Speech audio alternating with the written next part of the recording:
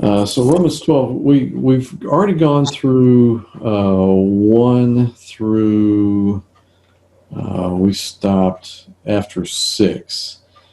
But I do want to hit a highlight here of Romans 12:2, because it has, we've had a little break over Christmas, that type of thing, and as I go back to this and study it, it has continued to just hammer in my mind. I think one reason, because I used to kind of skip over, well, what in the world is renewing of my mind? How do you renew your mind? Is it a reboot like a computer? How does that work? But it's come so clear now that the renewing of our mind is undoing what the world is doing continually. And I wanted to just kind of let you guys brainstorm ways that the world makes you think in the way the world wants you to think. And when you do that, it really hits you pretty hard. So I'll go ahead and let you rapid fire on, how do you think this world, in just even churchgoers like us, how does this world hit us, sandblast us, in order to think the way they want us to think? Doesn't my past show it well enough? Yeah, right. Exactly. I love that second verse just because of that. Okay. I mean, I know what I went through, and I know the day that I was saved, and the way that I felt, and the way that I felt ever since. And I mean, it's like renewing a membership under different terms. And I thought it was fantastic. Yeah. Well, you can call it a lot of different things, but I would say, like, the kind of what we were talking about, the get rich quick, the rat race, if you will, like pursuit of worldly possessions and wealth. Yep. Because that'll make you happy, right? Right. If you just get enough stuff. Temporary. Yeah. Temporary. I mean, even just driving home and billboards. You need this. You need this diamond to make the wife happy. You need, whatever. It's on. You get this boat. Yeah. You get this boat. That's right. If you just had a nicer car, Exactly. Yeah. Exactly. And it's not subtle either. I mean, it's literally like a sandblast. And so we get this continual barrage of stuff at us that form our mind in one direction, that gets our compass off. And so how do we get our compass back on what's important? How do we do that? That's what we're doing right now. What we're doing right now. Staying in the Word. Yep. Staying in the Word and prayer is the only way we can renew our minds. Vodi Bachman put it more succinctly and better than that. It was word and prayer. That was it, word and prayer. And so, I'm going to guilt us all right here. How much time do we spend in front of the tube, and how much time do we spend in prayer and word? I mean, that's just okay. Yeah. And then what do we expect? And so it's harder to get back to, renewing our mind to see, so we are able to see what God's will is. So. Well, and I think a big part of that too, that kind of fits, is the people you surround yourself with. I mean, one of the things that I thought of, like, you said brainstorm, was I'm a pretty I don't want to say influent, not gullible, or impressionable, but if I hang around someone long enough, I start to develop their mannerisms, their habits, their the way they talk, like, if I'm around somebody that, has a foul mouth or something, my language will get worse. Like if I'm around someone that talks a certain way, or like, I have a tendency to do that. So I think surrounding yourself, and for me, I still consider myself pretty young, surrounding myself with, I'm not going to call y'all old. I'm not going to do that. But some guys with experience. And good or sad? Yeah, some experience. I think that's really important to those influences that that point you to word and prayer. Yeah. That's so. Poor company corrupts good character. Mm-hmm. Yeah. So true. So true. All right, so we won't go through all of 1 through 6, but we'll get our engine started back into the system, because it kind of starts a series at 6. So if Ned, would you read verse 6, just verse 6? Sure. Having gifts that differ according to the grace given to us, let us use them, if prophecy, in proportion to our faith. Okay. And he's talking about the body of Christ, and he's about to lay out that we each have specific gifts for the church, specifically the body of Christ. And so the first one he mentions is prophecy. And I was listening to Mike Winger, whom I have learned to really respect on YouTube. If you get a chance to listen to him, pretty doggone solid theology. He said prophecy seems to be the easiest to falsify. And so it's kind of literally telling the future. And it's not just teaching, because teaching is specifically mentioned later on. So therefore, it's not just teaching. It is inspired speech from God, but it's done in proportion to, which is different than the rest of this stuff. It's in proportion to the faith given you.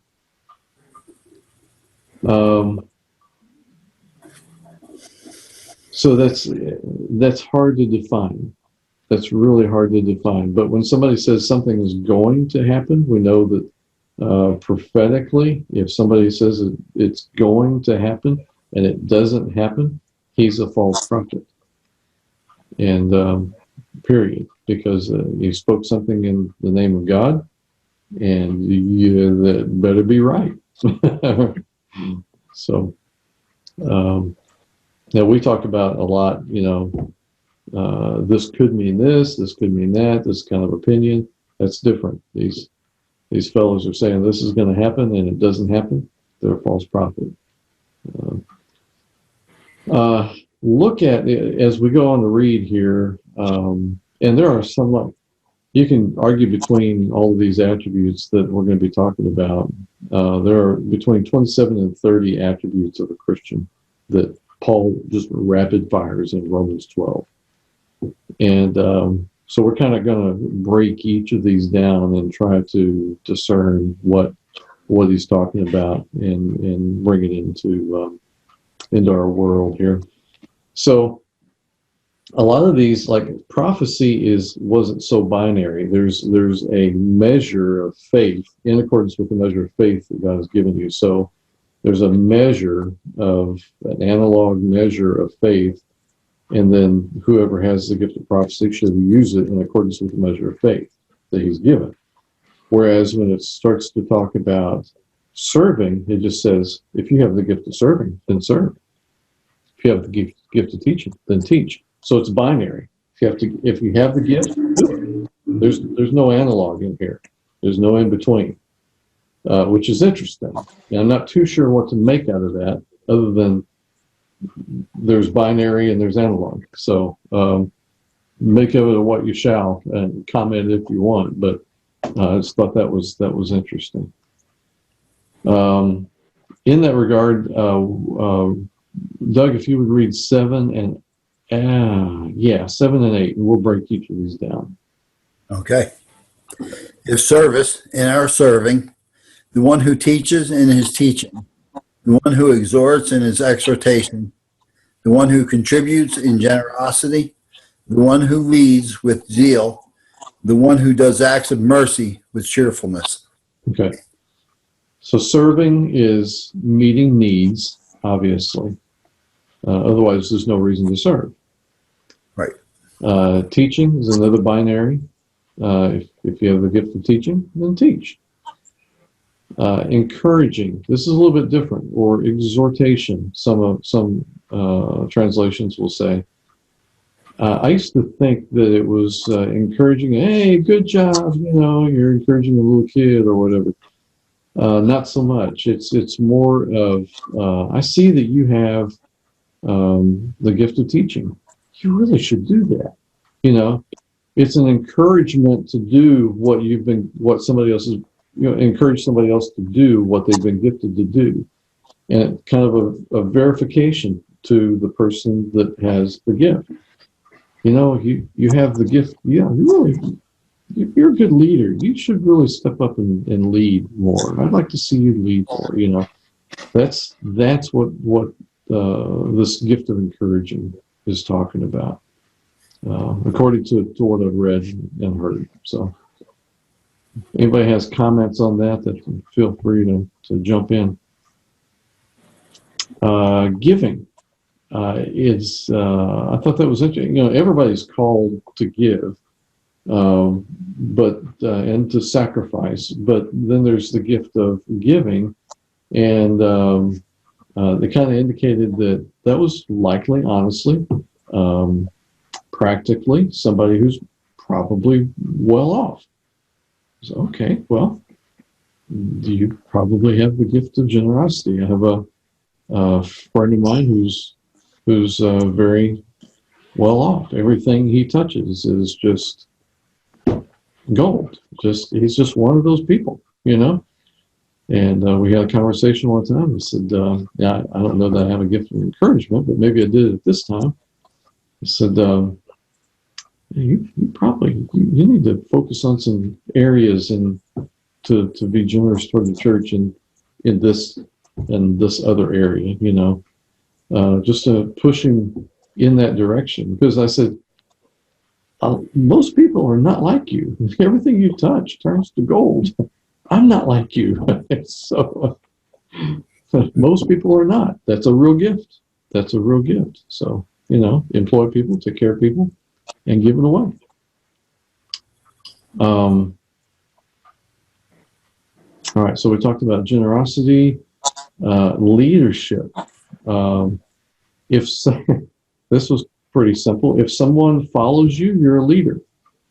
I guess that's pretty simple, Ned, you have employees. You're a leader. Zeal has always been something that kind of stood out to me, Rich. There are a number of instances, like in law, like kind of specifically like the code of ethics for lawyers. There's a term called like zealous advocacy. And I've kind of looked into it, like, what does zeal mean? And I think it's a lot more than like, a rah-rah person. It's not, I don't think that's like, we're not talking about a cheerleader or the most vocal person in the room. I think we're talking about like zeal deals with something that's like, it's a heart thing. Like if you're going to lead, don't lead with your words. You have to lead like wholeheartedly. You have to really believe in what you're doing, and call it passion. Yeah. But to have a heart for the mission. Whatever it is that you're doing, don't just be a yes man because you think you're a leader. Yep. Not just doing it because of the paycheck, but because of the passion you have for what you're doing. Right. Like in this context, like people, oh, you're a leader. We need you. You need to go lead this project. Mm-hmm. Well, yeah, but it's not. That's not my heart. Okay, like I can't. I don't have the time, the energy, the effort, what have you, to lead that up and recognizing that about yourself. You know what I mean? The value of no, learning how to say no. Yeah. Good point. Zeal is super important in leadership. And I will have to say, President Trump had a lot of zeal.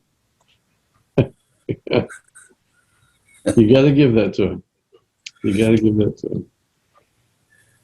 Let's see, where did we go? Mercy, cheerfully. Here, you can almost see it as another analog. So, but it's, I don't know, is it a binary or analog? I don't know, but it tells you how to have mercy.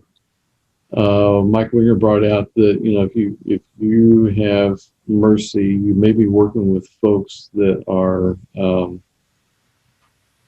down and out, that a lot of people would be very frustrated with.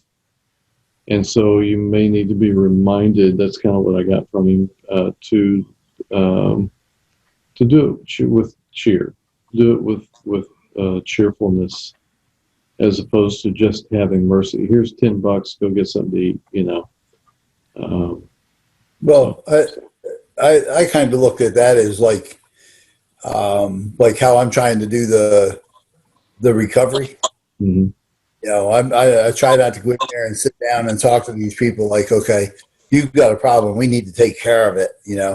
I try to go in and I try to sit down and I try and tell them, look, I've been there, okay, and I know it's hard, but we can do this, and not only do you have to do it alone, but we can do it together, So kind of to show not just cheerfulness, but compassion, Mm-hmm. in what you're doing, Yeah. so that it will also bring their level of cheerfulness up. Mm-hmm.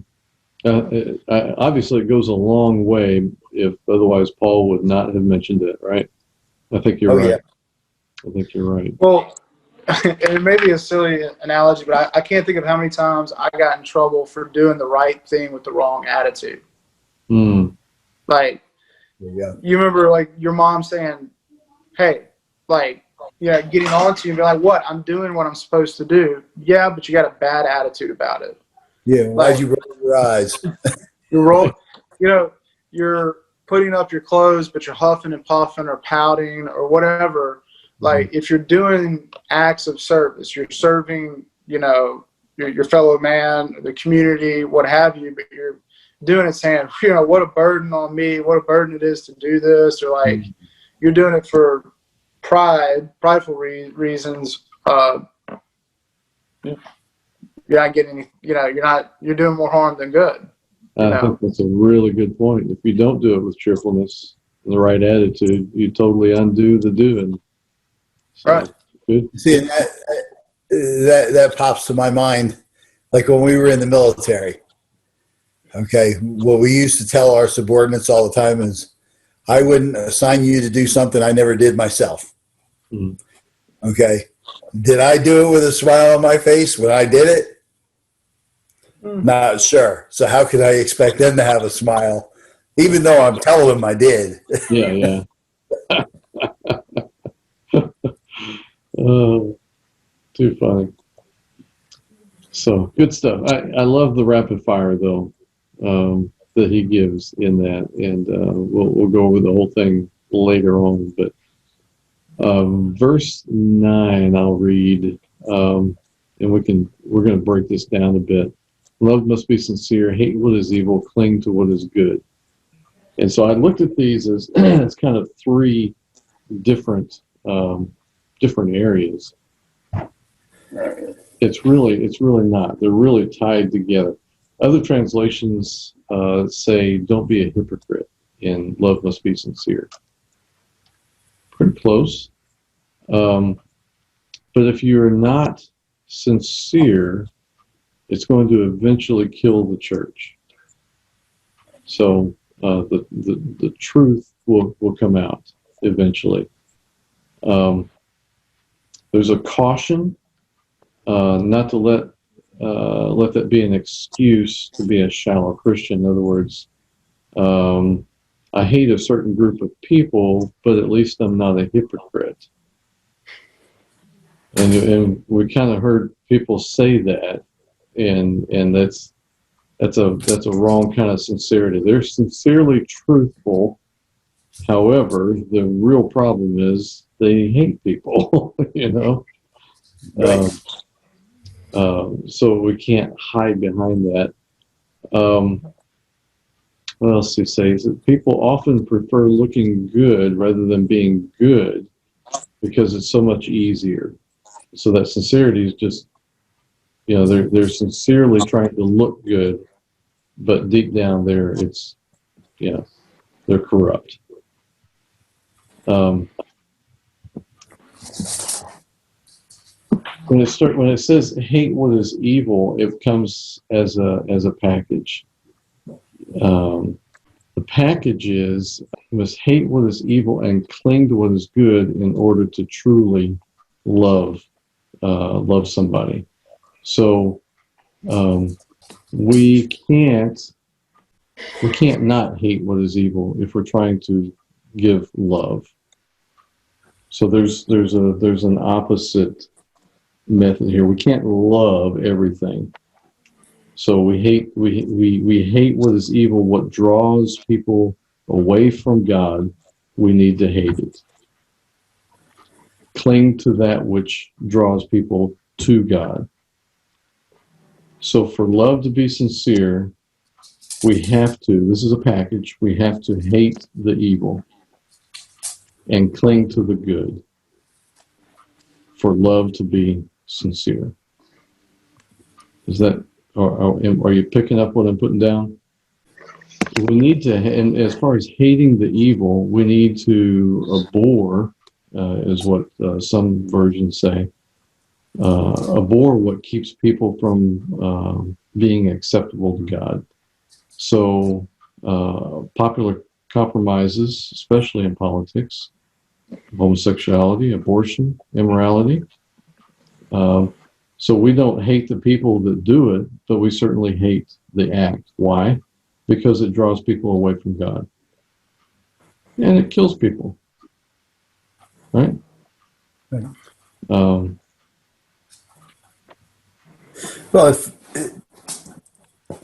what pops in my mind is it says, let love be genuine. Okay, that explains itself.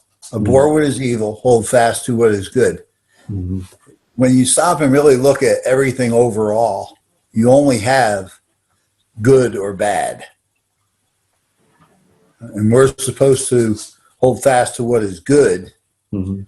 and stay clear of what is not. Right. Right. And not just stay clear of it, but despise it. Yep. And if we don't, then our love is not sincere. Right, right. Right. Right. So I've never looked at those as a package before, but they truly are. They truly are. Yeah, I think that's pretty fitting with the past couple of days. This verse, like you take these and say, okay, Mm-hmm. what is evil and what is good, and what are we clinging to? Yeah. As a people. Yeah. Yep. A lot of the people involved were clinging to the wrong God. For sure. Yeah. Yeah. Yeah, it's and let our love be and mine says genuine. I think of that as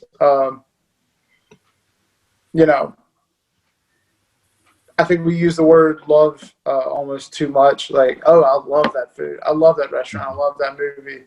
But when you really stop and break it down, there's a big difference between that and the love you have for your kids, the love you have for your wife, and those kind of things. And that is genuine. Yeah.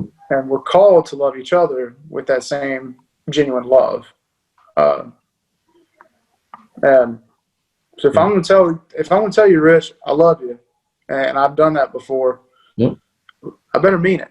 Yep. I better stop and really mean, stop and really think about that. Do I love Rich the way I should? That's right. I've been meaning to talk to you about that, Ned. Well, no, I mean, if we're going to say it, you better mean it. That's it. one last thing about this, the cling to what is good is actually a kind of a marriage term. Marry to what is good. So it's not just love what's good, but you join to it. You join to that which is good. Now, as a warning, doing that will cause you to look intolerant and be called a legalist. You know, if you're clinging to what's good and calling bad what's bad, it starts making us an enemy of the world. And but love those that are in it, and we're going to see later on, not tonight, but we're going to see later on exactly how to diffuse evil, and I think it's awesome. But I'm going to call it to a close this evening, and we will continue with Romans 12 next week.